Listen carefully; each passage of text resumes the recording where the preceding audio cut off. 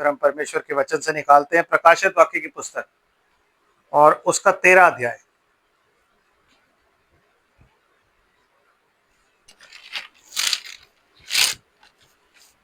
आमीन। 13 अध्याय और मैं उसकी 15 आयत से पढ़ता हूँ। यहाँ लिखा है, और उसे उस पशु की मूरत में प्राण डालने का अधिकार दिया गया कि पशु की मूरत बोलने लगे, और जितने लोग उस पशु की मूरत की पूजा ना करें वो उन्हें मरवा डाले। और उसने छोटे बड़े धनी कंगाल स्वतंत्र दास सबके दाहिने हाथ या उनके माथे पर एक एक छाप करा दी, और उसको छोड़ जिस पर छाप अर्थात उस पशु का नाम या उसके नाम का अंक हो, और कोई लेन देन ना कर सके। ज्ञान इसी में है, जिसे बुद्धि हो वह उस पशु का अंक जोड़ ले, क्योंकि वह मनुष्य का अंक है और उसका अंक 666 है। आमीन। परमेश्वर की आशीष उसके पवित्र वचन के पढ़े और सुने जाने पर हो। आमीन। आप लोग बैठ जाइए। एंड आई होप मेरी आवाज क्लियर आ रही है, अटक अटक के तो नहीं आ रही सिस्टर? क्लियर है? गुड। तो हम परमेश्वर का धन्यवाद करते हैं उसकी सारी आशीषों के लिए, और आज के इस दिन के लिए, आज इस शाम के लिए उसका धन्यवाद करते हैं। खुदावंद बहुत अनुग्रहकारी है। हमारा जो सीरीज चल रही है हम उसी सीरीज में बढ़ रहे हैं, मार्क ऑफ द बीस्ट। आमीन। तो हमने अभी तक क्या देखा? अपने कामों के बारे में देखा, और अब आगे हम जब चलते हैं तो वहां से आगे हमें ये देखना है कि बार बार बाइबल जो है ना वो पशु की बातें करती है। मैं थोड़ा सा पशु के बारे में आपको बता दूं। बीस्ट जब बाइबल बात करती है तो 13 अध्याय उसकी पहली आयत पढ़ते हैं, क्योंकि कई बार ना लोगों को कंफ्यूजन होती है कि पशु तो इधर भी लिखा और पशु तो उधर भी लिखा है, तो उसमें प्रॉब्लम क्या है। आमीन। तो थोड़ा सा हम इसका 13 अध्याय पढ़ते हैं। सिस्टर प्लीज जरा निकालिए 13 अध्याय और उसकी पहली आयत पढ़िए, क्या लिखा हुआ है। तब मैंने एक पशु को समुद्र में से निकलते हुए देखा। देखिए, इसने एक पशु को समुद्र में से निकलते हुए देखा है, और जिसके 10 सींग और 7 सिर थे। ये एक ऐसा पशु है जिसके 10 सींग और 7 सर हैं। सब सिंबॉलिक है। आमीन। तो ये पहला पशु है। दूसरा पशु, सिस्टर प्लीज आप उसकी पढ़िए, अब 13 की 11 आयत पढ़िए। फिर मैंने एक और पशु को पृथ्वी में से निकलते हुए देखा। पहला पशु समुद्र में से निकला और दूसरा पशु कहां से निकला? पृथ्वी पर से। आमीन। दो पशु हैं, ठीक है जी। पहला कहां से निकल रहा है? समुद्र में से, और दूसरा कहां से निकल रहा है? पृथ्वी पर से। आमीन। जो पशु समुद्र में से निकलता है वो पशु जेंटाइल किंगडम्स कहलाई जाती है। समझ रहे? क्योंकि बहुत से पानियों पर एक स्त्री बैठी है, और ये पानी कौन है? लोग, जातियां और भाषाएं। प्रकाशित वाक्य 17 अध्याय जब आप पढ़ते हैं तो वहां पे ये चीजें लिखी हैं। आमीन। तो पानी का मतलब या समुद्र का मतलब क्या होता है? Gentile land. अर्थ का मतलब क्या होता है? The land of Israel, Jewish people. आमीन। समझ रहे जी? तो यहाँ दो तरीके के पशु निकल रहे हैं, और वहीं एक और चीज भी लिखी हुई है। सिस्टर निकालते हैं कि प्रकाशित वाक्य की पुस्तक उसका 4 अध्याय।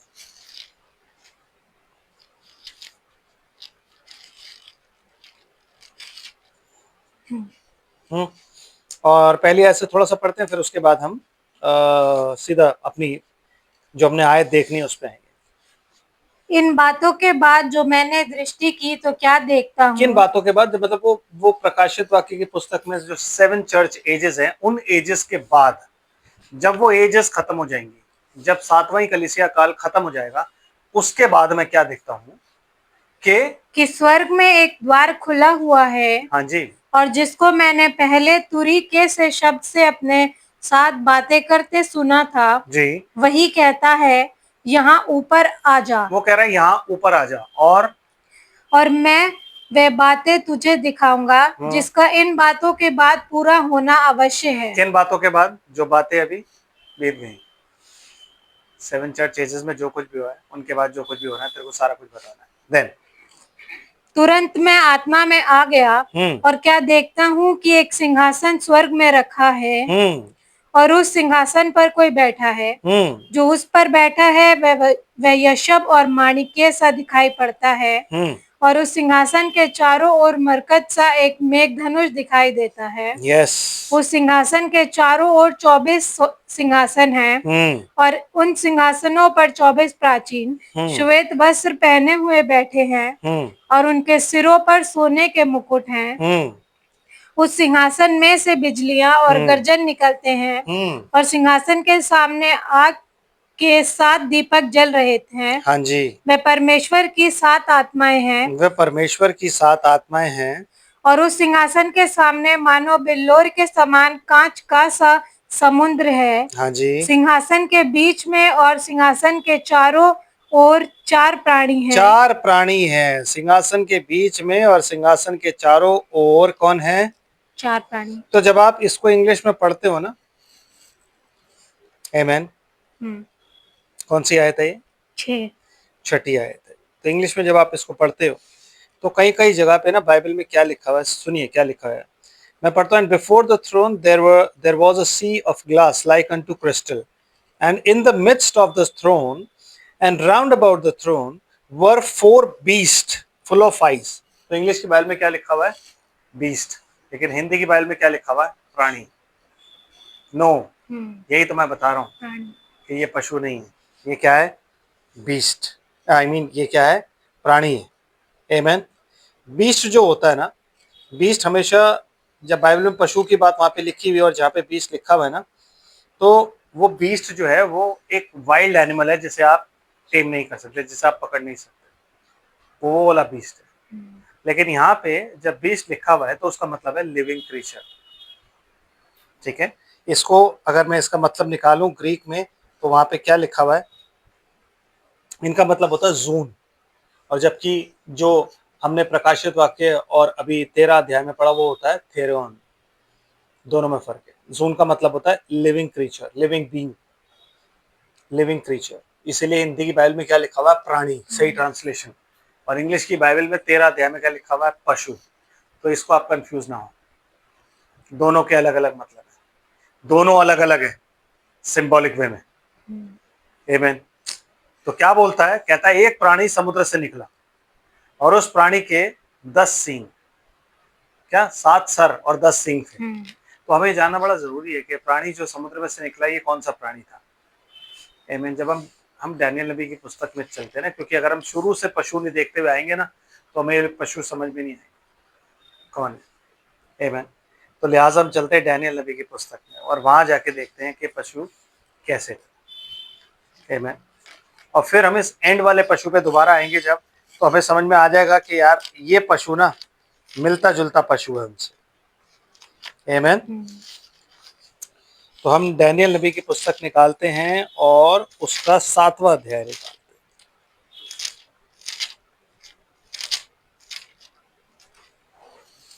हैं। यस सिस्टर प्लीज, पहली आयत। बेबीलोन के राजा बेलतशस्सर के पहले वर्ष में दानियल ने पलंग पर स्वप्न और दर्शन देखे। तब उसने वह स्वप्न लिखा और बातों का सारांश भी वर्णन किया। दानियल ने ये कहा, मैंने रात को ये स्वप्न देखा कि महासागर पर चारों ओर आंधी चलने लगी। 13वें अध्याय में जो पशु निकला था वो कहाँ से निकला था? समुद्र से। यहाँ जब डैनियल विजन देख रहा है, तो ड्रीम देख रहा है, तो उसमें भी पशु कहाँ से निकल रहे हैं? समुद्र से। तो ये जेंटाइल लैंड से निकल रहे हैं। आमीन। पशु जो है बाइबल में एक किंगडम को दर्शाता है, इसीलिए जो 4 प्राणी सिंहासन के चारों ओर हैं वो बीस्ट नहीं है, वो कोई किंगडम नहीं है, वो किसी और चीज को दर्शाते हैं। आमीन। और जो ये पशु हैं ये किंगडम्स को दर्शाते हैं, इसलिए उनको कैसे बताया गया है? उसके 7 सिर और 10 सींग हैं। आमीन। Yes sister. फिर क्या होता है?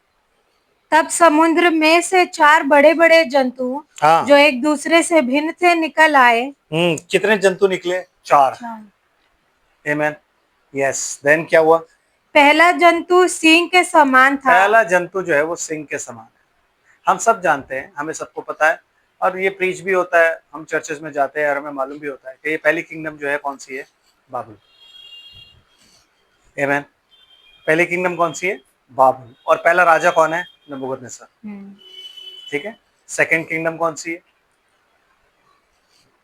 और उसके पंख उकाब के से थे। हाँ जी। मेरे देखते देखते उसके पंखों के पर नीचे नोचे गए और वह भूमि पर से उठाकर मनुष्य के सामने पाँव के बल खड़ा किया गया यस और उसको मनुष्य का हृदय दिया गया। यस। फिर मैंने तो एक ये और पहला जंतु किंगडम थी जिसने इज़राइल पर अटैक किया और इज़राइल को गुलामी में लेकर किया।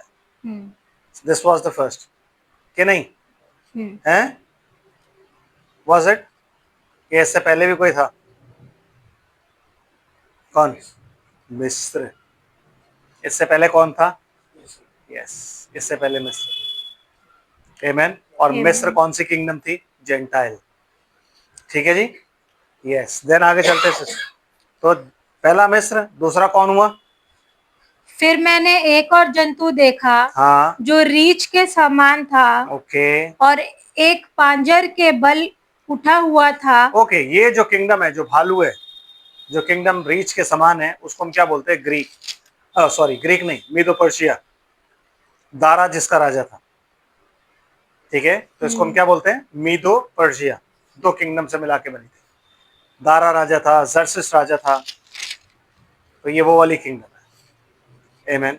Second, okay. फिर आगे। और उसके मुंह में दांतों के बीच 3 पसलियां थी और लोग उससे कह रहे थे, उठकर बहुत मांस खा। उठकर बहुत मांस खा। फिर इसके बाद मैंने दृष्टि की और देखा कि चीते के समान तीसरा जंतु आ गया जो कि चीते के समान है, बड़ा स्विफ्ट है। ये कौन था? Greek, Greece, Grecian empire, Alexander the great, ये उसकी एम्पायर है, इसलिए वो चीते के समान है। आमेन। इसीलिए वो बड़ा स्विफ्टली जीता उसने सब कुछ। इस पृथ्वी पर, पूरी पृथ्वी पर जो सम्राट अलक्षेंद्र था, उसने सब कुछ जीता है और बहुत जल्दी जल्दी जीता है, बहुत छोटी उम्र में उसने जीता। आमेन। इसलिए वो किसके समान दिख रहा है? चीते के समान। फिर क्या होता है सिस्टर जी?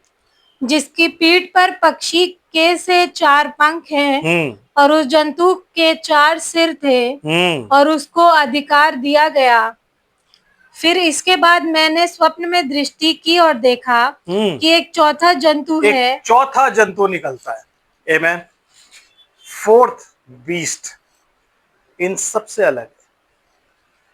और वो सारे के सारे कहां से निकल रहे हैं? समुद्र में से, बारी बारी। पहले एक निकलता है। तो जो नबूकदनेस्सर था, उसको किसने मात दी? मीदो पर्शिया, दारा ने।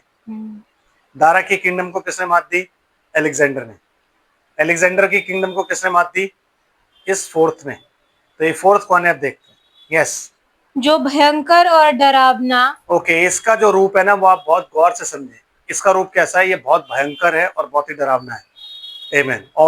और बहुत सामर्थी है। यस, और इसके बड़े बड़े लोहे के दांत हैं। उन सब से बिल्कुल अलग है। इसके दांत किसके हैं? लोहे के। लोहा ऐसी स्ट्रेंथ को बताता है जिसको आप तोड़ नहीं सकते। लोहे को तोड़ना इज इम्पॉसिबल। आमेन। तो इसके दांत जो हैं वो लोहे के से। और फिर वह सब कुछ खा डालता और चूर चूर करता है। वो सब कुछ खा लेता है और चूर चूर करता है। और जो बच जाता है उसे हाँ, पैरों से रौंदता है। ये इतना भयानक है कि जो कुछ इसको खाना है वो तो ये खा के सब चूर चूर करता है, लेकिन अगर कुछ लेफ्ट ओवर है, अगर कुछ बच गया है, तो ये उसको अपने पैरों से रौंद के उसको नाश कर देता है। मतलब ये इसकी मेंटालिटी जो है वो इतनी खराब है कि ये, इसके अंदर दया मया नाम की कोई चीज नहीं है। जो फायदा मिला वो तो किया, लेकिन जो बच गया उसको नाश कर दिया। आमेन। ये इसकी किंगडम का रूल है, फोर्थ किंगडम है। और ये उन तीनों से भिन्न है, मिक्सचर है तीनों का, इसलिए उसको समझ में भी नहीं आ रहा है कि ये क्या है। इसलिए उसने बताया नहीं कि रीछ के समान है या किसके समान है, किसके समान नहीं, कुछ नहीं बताया। क्या कहता है कि बहुत भयानक है। इसका एक्सप्लेनेशन आप 13 अध्याय में प्रकाशित वाक्य के पढ़ते हो। आमेन। Yes sister. फिर क्या कहता है?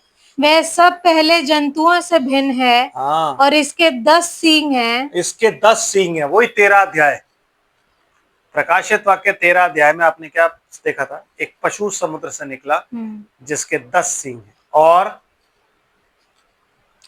मैं उन सींगों को ध्यान से देख रहा था। हाँ, तो क्या देखा कि उनके बीच एक और छोटा सा सींग निकला जी, और उसके बल से उन पहले सींगों में से 3 उखाड़े गए। यस, फिर मैंने देखा कि इन सींग में मनुष्य की सी आंखें हाँ, और बड़ा बोल बोलने वाला मुंह भी है। ओ यस, उन 10 में से ये एक सींग निकला है। आमेन। और ये जो निकला है, इसमें बड़ा बोल बोलने वाला मुंह भी है। तो सबसे पहले तो ये समझते हैं कि ये एम्पायर कौन सी है। तो सबसे पहली एम्पायर कौन सी थी? सबसे पहली एम्पायर जो बाइबल में अभी हमने पढ़ा, पहली थी बेबीलोन, सोना, लायन। दूसरी कौन थी? भालू, मीदो पर्शिया, दारा राजा, जर्सिस राजा।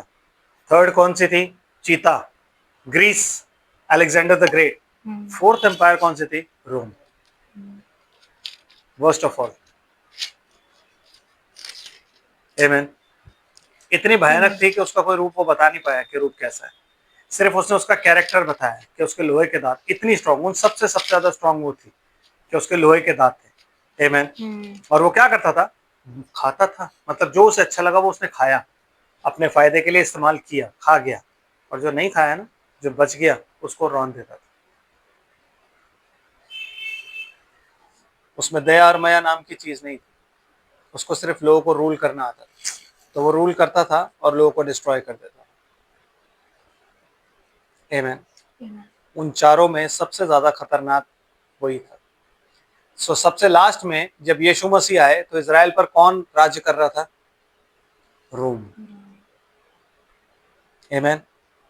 रोम राज्य कर रहा था। रोम की किंगडम वहां पे राज्य करती थी। आमेन। ठीक है, आगे पढ़ते हैं, थोड़ा सा आगे चलते हैं, क्योंकि इसका मेन एक्सप्लेनेशन अब यहां से हम आगे पता कब चलेंगे। अब यहां से आगे हम संडे को भी चलेंगे और इसको लेके चलेंगे धीरे धीरे, ताकि आपको ये समझ आ जाए कि mark of the beast actually है क्या चीज। आमेन। क्योंकि अब मार्क ऑफ द बीस्ट के ऑलमोस्ट एंड पे पहुंच गए, ऑलमोस्ट एंड। तो अब हम क्या देखते हैं कि 2000 साल में मार्क ऑफ द बीस्ट कहां से शुरू हुआ, कैसे आया, कहां पे है और अब कहां पे पाया जाता है। यस सिस्टर जी। देन मैंने देखते देखते अंत में क्या देखा कि सिंहासन रखे गए और कोई अति प्राचीन विराजमान हुआ। कोई अति प्राचीन विराजमान हुआ और सिंहासन रखे गए, और उसका वस्त्र हिम सा उजला, हाँ, और उसके सिर के बाल निर्मल ऊन सरीखे थे। हाँ जी, उसका सिंहासन अग्नि में और उसके पहिए धधकती हुई आग कैसे दिखाई पड़ते यू थे। No this is called judgement of Lord Jesus Christ. और उस प्राचीन के सम्मुख से आग की धारा निकल कर बह रही थी। हाँ जी, फिर हजारों हजार लोग उसकी सेवा टहल कर रहे थे। हाँ जी, और लाखों लाख लोग उसके सामने हाजिर थे। यस। फिर न्याय बैठ गए फिर न्याय बैठ गए और पुस्तकें खोली गई। और पुस्तकें खोली गई। उस समय उस सिंह का बड़ा बोल सुनकर मैं देखता रहा। हाँ, क्योंकि वो क्या कर रहा था? वो बड़ा बोल रहा था। बड़ा बोल का मतलब पता है आपको क्या होता है? नहीं, बड़ा बोल, ओ भाई बड़ा बोल मत बोलियो, मतलब समझे आप? बड़ा बोल मतलब घमंड। बड़ा बोल वो बोलता है जो अपने से ऊपर किसी को नहीं समझता, वो कहता है मेरा बोल बड़ा है, मेरी मानो। सो ये जो राजा है जो उन 10 में से निकला है, इसका कैरेक्टर कैसा है? ये बड़ा बोल बोलता है, मतलब ये अपने आप को सबसे बड़ा दिखाता है। आमेन। और ये अपनी बात मनवाता है, ये कहता है मेरी सुनो। ही इज अ ब्लेस्फेमियस पर्सन, जो परमेश्वर की निंदा करता है। बड़ा बोल बोलने के लिए उसको एक मुंह दिया गया। प्रकाशित वाक्य 13 अध्याय में लिखा हुआ है कि बड़ा बोल बोलने के लिए उसको मुंह दिया गया। आमेन। लिखा नहीं लिखा? यस। तो वो बड़ा बोल बोल के क्या करता है? परमेश्वर की निंदा करता है। निंदा कैसे करेगा? वो परमेश्वर को गालियां नहीं देता। निंदा करने का तरीका ये नहीं है कि वो परमेश्वर को गाली। निंदा करने का तरीका क्या है? पढ़िए थिस्सलुनीकियों की पत्री, हम पढ़ते हैं दूसरा थिस्सलुनीकियों,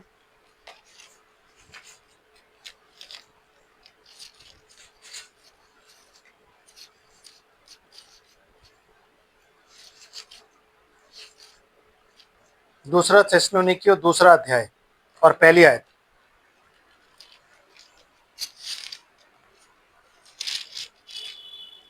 हे भाइयों, अब हम अपने प्रभु यीशु मसीह के आने और उसके पास अपने इकट्ठे होने के विषय में तुमसे विनती करते हैं कि किसी आत्मा या वचन या पत्री के द्वारा हाँ। जो कि मानो हमारी ओर से हो, हाँ। ये समझकर कि प्रभु का दिन आ पहुंचा है, हाँ। तुम्हारा मन अचानक अस्थिर न हो जाए। हाँ, तुम्हारा मन अचानक स्थिर ना हो जाए, क्योंकि आज कई बार लोगों का क्या है, चीजें देख के ना लोगों का मन अस्थिर हो जाता है कि प्रभु का दिन आ पहुंचा है।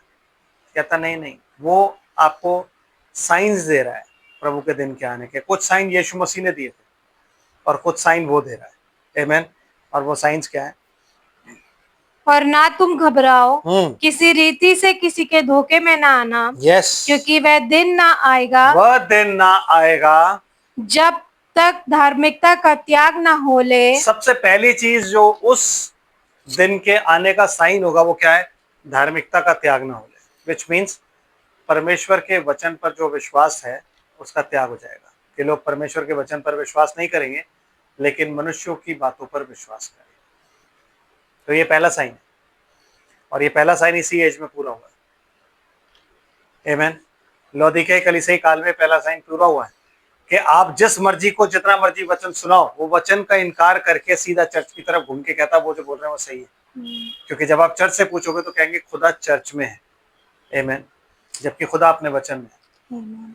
तो चर्च जो डिसाइड करता है, खुद चर्च को हक है कि वो चीजें अपने हिसाब से कर सकता है, ऐसा नहीं है। तो फिर परमेश्वर के वचन के कोई मायने नहीं। आमीन। तो सबसे पहली चीज जो होनी है वो क्या है? धार्मिकता का त्याग। जब आप परमेश्वर के वचन का इनकार देखना शुरू कर दो, जब आप परमेश्वर के वचन पर अविश्वास देखना शुरू कर दो, तो समझ लो समय नजदीक है। और ऐसा नहीं है कि कल अगर परमेश्वर का दिन आने वाला है तो आज ही होगा। नो, ये होता आ रहा है, ये होता आ रहा है धीरे धीरे धीरे धीरे। और आज इस कदर बढ़ गया है कि आज जब वो लौदीकिया कलीसिया काल की बात करता तो कहता मैं बाहर खड़ा हुआ खटखटाता हूँ। तो जब यीशु मसीह बाहर खड़ा हुआ खटखटा रहा है तो यीशु मसीह कौन है? परमेश्वर का वचन, उसका रेवलेशन। वो चर्चेस से बाहर खड़ा हुआ है और बाहर खड़ा होकर खटखटा रहा है कि भाई मैं बाहर हूं, खोलो तो सही। लेकिन चर्चेस में लोगों को फुर्सत नहीं है। जैसे क्रिसमस आता है तो लोग जब मॉल्स में जाते हैं तो उनके बच्चे क्या जानते हैं कि जब क्रिसमस आता है तो सेंटा क्लॉस आता है। क्रिश्चियंस की बात कर रहा हूं। आमीन। यीशु मसीह के बारे में बहुत कम जानते हैं। वो अगर मॉल जाएंगे तो Santa Claus Santa Claus Santa Claus Santa Claus Santa, वो सिर्फ यही करते रहेंगे। यीशु मसीह से ऊपर गिवर जो हो गया वो कौन है? Santa Claus. यीशु मसीह आपकी जरूरतें पूरी नहीं कर सकता, सेंटा क्लॉस सारी कर देगा। आमीन। समझ रहे हो आप? तो हमारे बच्चे नहीं जानते, हमारे बच्चों को नहीं पता कि दाऊद कौन था। हमारे बच्चे नहीं जानते शामगार कौन था, गिदोन कौन था, नहीं जानते। आमीन। कोई नहीं जानता। एस्थर कौन थी, राहेल कौन थी, ये सब नहीं जानते कोई, क्योंकि कभी वचन हमने पढ़ के सुनाया भी नहीं। आमीन। तो यीशु मसीह आज के युग में कहां खड़ा हुआ है? बाहर खड़ा हुआ है। क्यों? फुर्सत नहीं है हमारे पास यीशु मसीह से बात करने की। हम सुबह जल्दी उठते हैं, तैयार होते हैं, हम काम पे जाते हैं, हम रात को वापस आते हैं, हम बहुत थके हुए होते हैं, हमें फैमिली के साथ टाइम स्पेंड करना होता है, खाना खाते खाते बहुत टाइम हो जाता है, फिर हमें टीवी देखना होता है थोड़ा दिमाग को रिलैक्स करने के लिए, और फिर हम सो जाते हैं। So God is not there in your life. आमीन।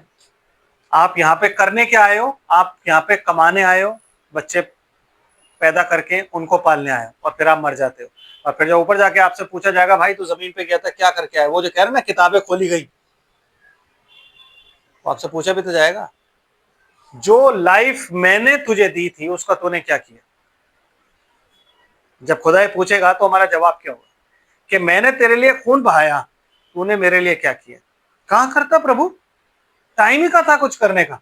सुबह उठता था, उसके बाद सीधा तैयार होकर ऑफिस चला जाता था, कमा के वापस आता था, और फिर रात को इतना थका होता था कि सो जाता था। कब करता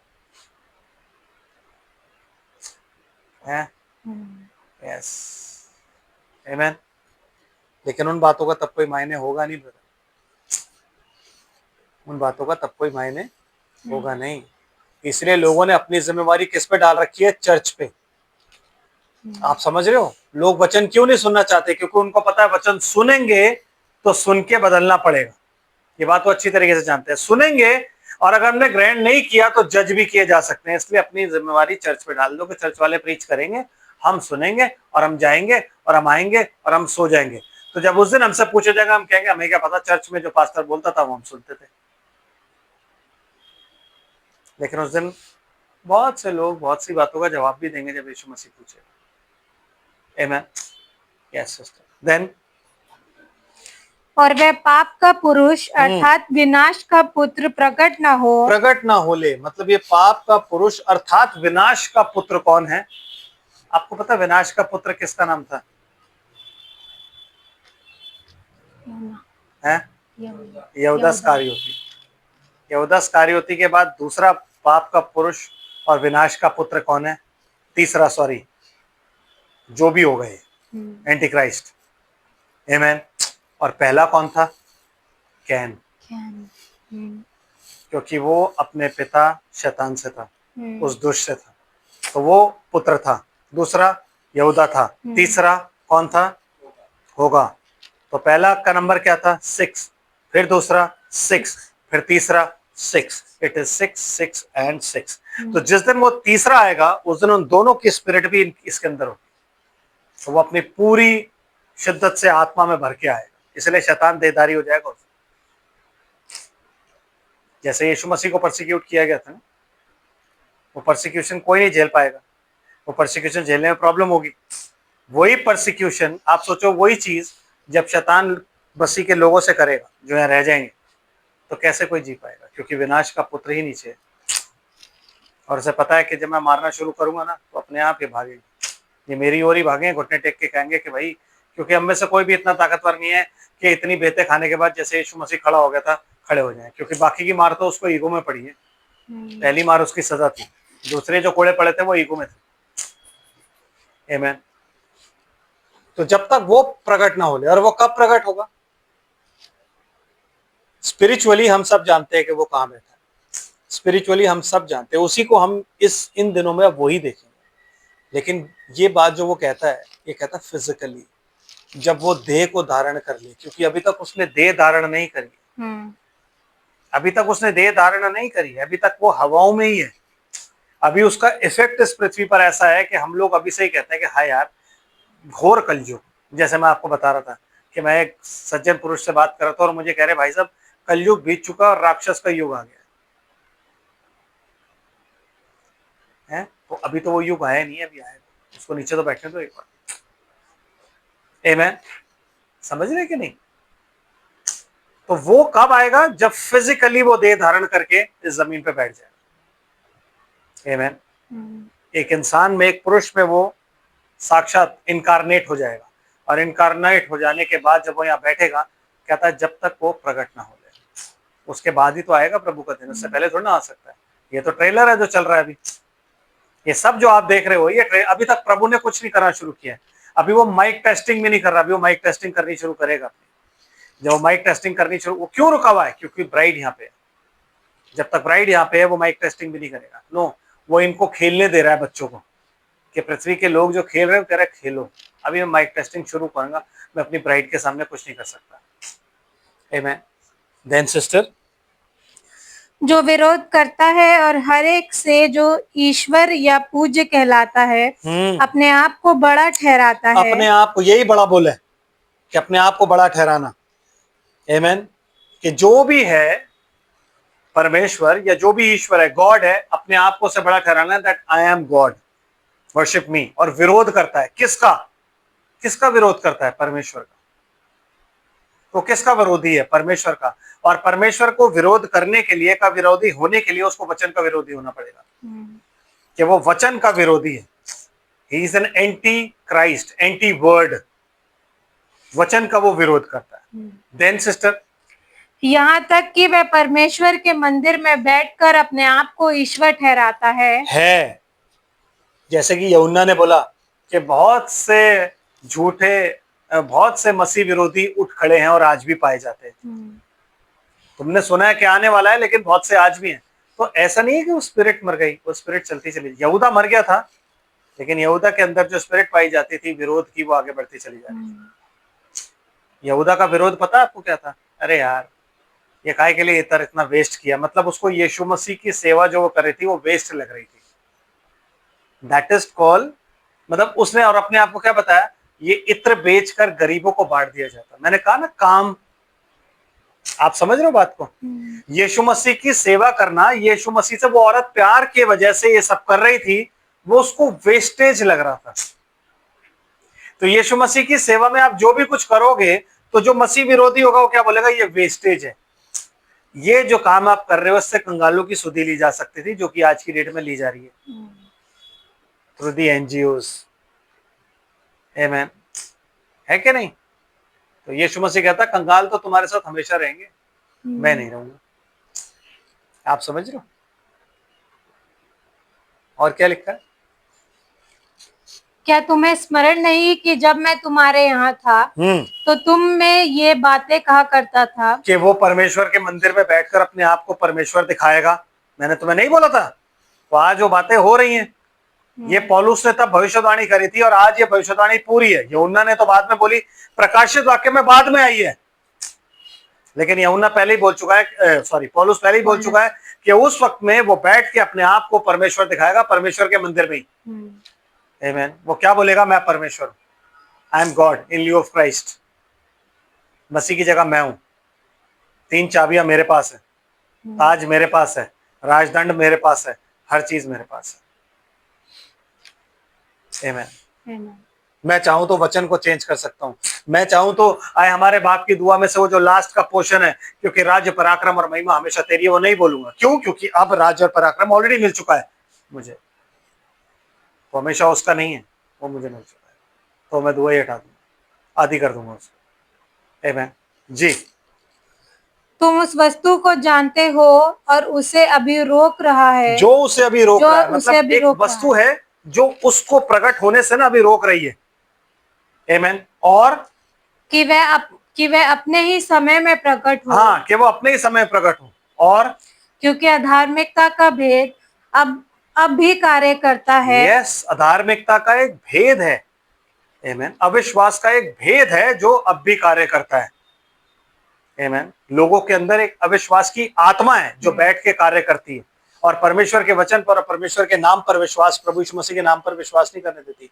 इसलिए लोग कहते हैं हम यीशु मसीह की सुने के किसकी सुने? Yes sister. देन पर अभी एक रोकने वाला है। हाँ जी। और जब तक वह दूर ना हो जाए वह रोके रहेगा। ये किसकी बात करता है? पवित्र आत्मा उसको रोक रहा है।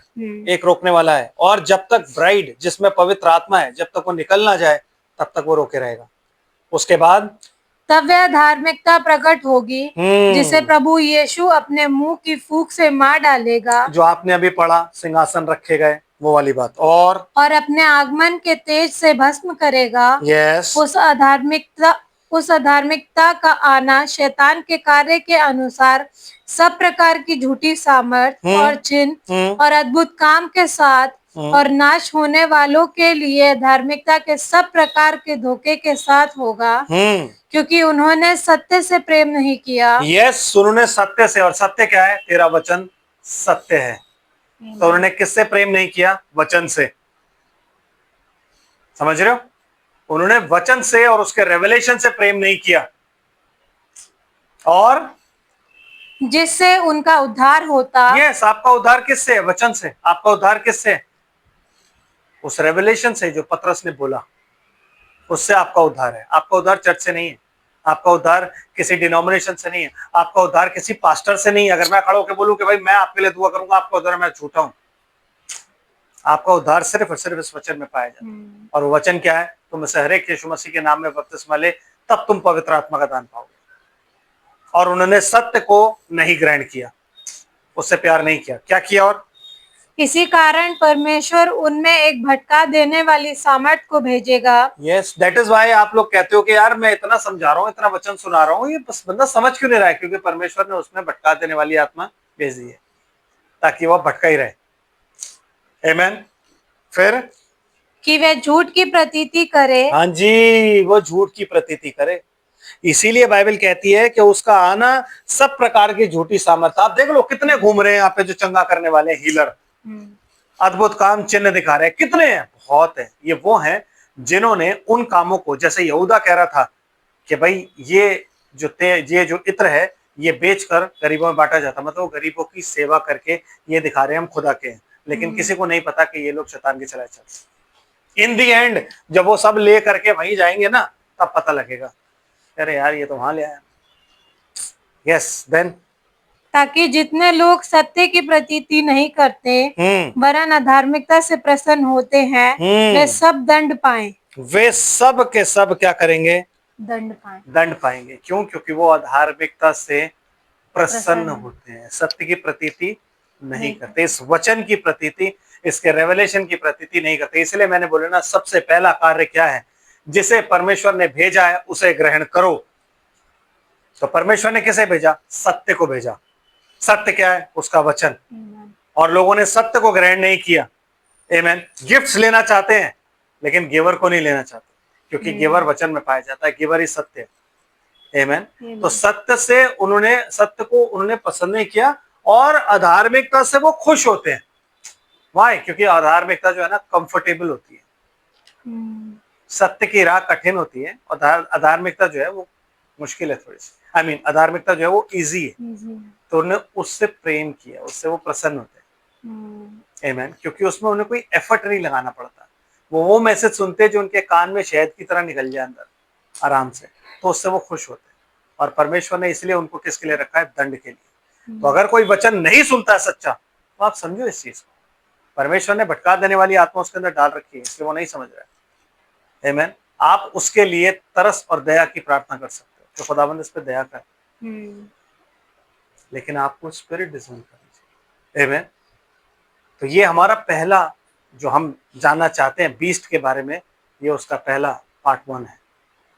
आमीन। क्या आज हमने ये जाना है कि यीशु मसीह के आने के बाद बीस्ट कैसे चल रहा है, वो क्या करना चाहता है, वो वर्क्स करना चाहता है, वो गरीबों की सुधि लेना चाहता है लेकिन वचन में होके नहीं, वो वचन को ग्रहण नहीं करना चाहता लेकिन अपने आप को ये दिखाना चाहता है कि मैं बहुत मैं गरीबों की सहायता करता हूँ और मैं भूखों को खाना खिलाता हूँ और मैं कोड़ियों के घाव धोता हूँ, मैं सारी चीजें करता हूँ, लेकिन मैं वचन को नहीं मानता। आमीन। तो लोग उसके कामों को देख के क्या समझ रहे हैं?